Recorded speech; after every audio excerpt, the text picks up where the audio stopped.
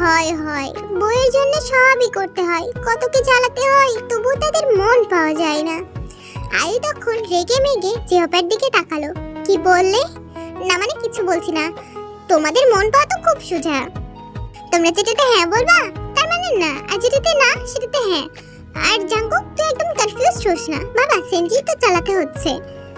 না বাবা, আজকে থেকে আমি কার ড্রাইভার। ও, পদোন্নতি হয়েছে। আয়ো, তাড়াতাড়ি ফ্রিজ থেকে মিষ্টি নিয়ে আসো। আমার ছেলে আগে সেনজি ড্রাইভার ছিল, এখন পদোন্নতি হয়ে কার ড্রাইভার হয়ে গেছে। পদের উন্নতি হয়েছে, যাও যাও মিষ্টি নিয়ে আসো, মিষ্টি মুখ করা হোক।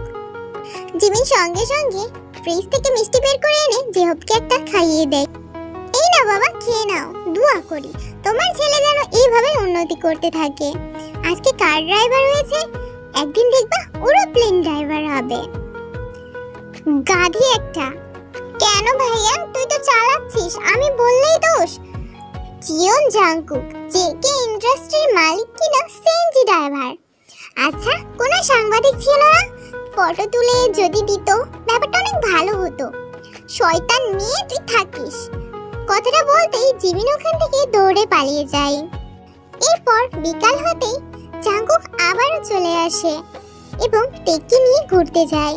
এইভাবেই দিন কাটতে থাকে। আস্তে আস্তে তে জাংকুকের প্রেমে পড়ে যাচ্ছে।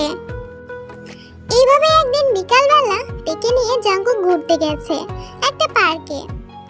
একটা ফুলওয়ালা ফুল বিক্রি করছিল।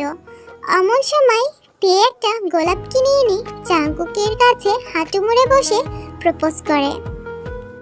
কুকি, আই লাভ ইউ, আমি আপনাকে বিয়ে করতে চাই। কথাটা শুনে জাংকুক যেন হা হয়ে আছে। কি হলো, আপনার কি আমাকে পছন্দ না? জাংকুক কি বলবে কিছুই বুঝতে পারছে না। তে মন খারাপ করে যেই না উঠতে যাবে সঙ্গে সঙ্গে গোলাপটা নিয়ে নেয়। আই লাভ ইউ টু তে বলেই জাংকুক তাকে জড়িয়ে ধরে। তাহলে চলুন, আমাকে বিয়ে করুন, কিন্তু আজই। হ্যাঁ, আজই। জেনে জাংকুক তের হাত ধরে গাড়ির সামনে যেতে নেবে, এমন সময় তের বাবা মা চলে আসে আর তেকে জোর করে টেনে হিঁচড়ে ওখান থেকে নিয়ে বাসায় চলে যায়।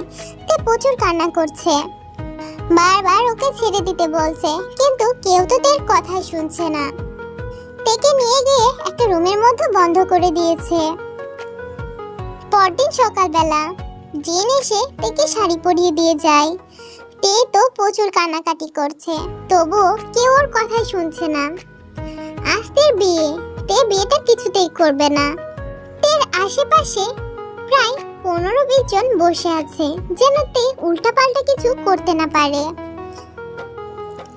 নামজুন এসে তেকে বারবার ভয় দেখিয়ে গেছে, যদি সে বিয়েটা না করে তাহলে নামজুন হার্ট অ্যাটাক করে মারা যাবে। তে এমন কথা শুনে প্রচুর ভেঙে পড়ে এবং জোরে জোরে কান্না করতে থাকে। এমন সময় বাইরে থেকে শোরগোল শোনা যায়, বর এসে গেছে। তে ডিসাইড করেই ফেলেছে সেখান থেকে বিয়ে তো হয়ে যাবে, বাট ওখানে গিয়ে নিজের ক্ষতি করে দিবে, কারণ কুকিকে ছাড়া অন্য কাউকে বিয়ে করা তের জন্য সম্ভব না। কিছুক্ষণের মধ্যে কাজে বিয়ে পড়িয়ে দেয়, ওদের বিয়েটা কমপ্লিট হয়। তেকে নিয়ে জাংকুক গাড়ি করে বসে ওখান থেকে চলে যায়। তে নিস্তব্ধ হয়ে গাড়িতে বসে আছে, যেন শরীর আছে কিন্তু প্রাণ নেই। জাংকুক